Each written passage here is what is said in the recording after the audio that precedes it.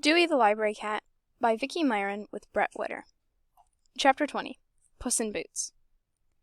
Meanwhile, while we just went about our regular business in the library, Dewey's fame continued to grow.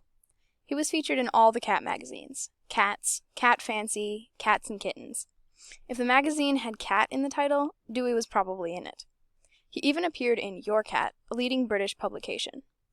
Marty Atwan, a young freelance writer, traveled to Spencer with a photographer. Her article appeared in American Profile, a weekend insert in more than 1,000 newspapers. Then, in the summer of 1996, a documentary filmmaker from Boston turned up in out-of-the-way Spencer, Iowa, camera in tow, ready to put Dewey in his first movie. Gary Roma was traveling the country to create a documentary about library cats.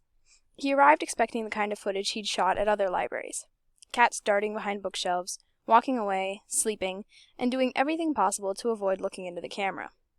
Dewey was exactly the opposite. He didn't ham it up, but he went about all his usual activities, and he performed them on command. Gary arrived early in the morning to catch Dewey waiting for me at the front door.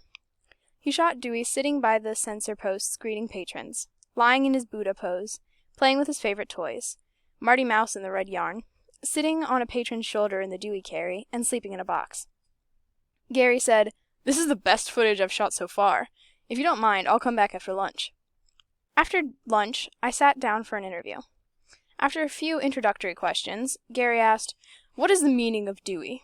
I told him, "Dewey's great for the library. He relieves stress. He makes it feel like home. People love him, especially the children."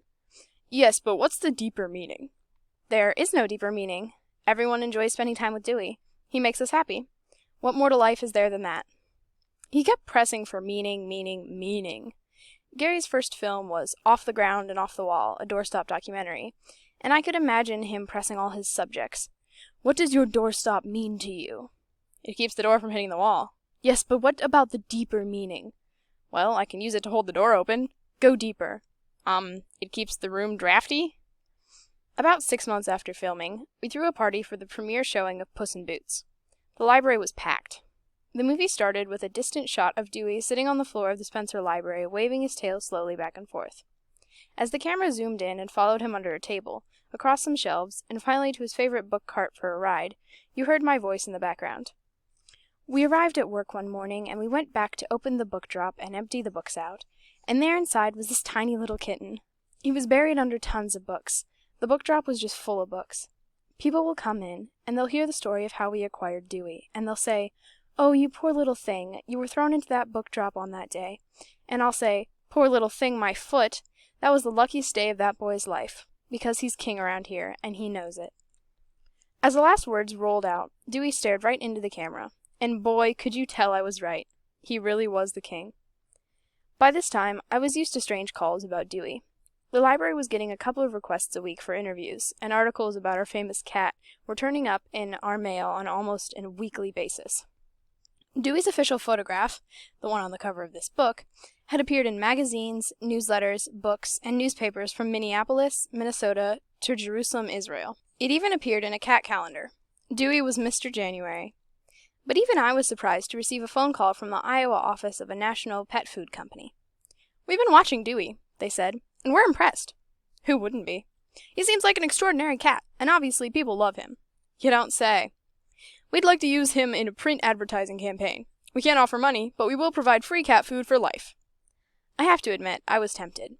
Dewey was a finicky eater, and we were indulgent parents.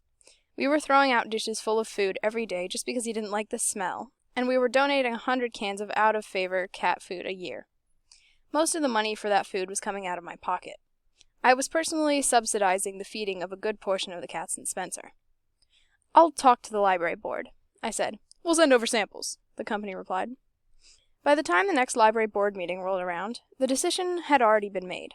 Not by me or the board, but by Dewey. Mr. Finicky completely rejected the free samples. "Are you kidding me?" he told me with a disdainful sniff. "I can't work for this junk." "I'm sorry," I told the manufacturer. "Dewey only eats Fancy Feast."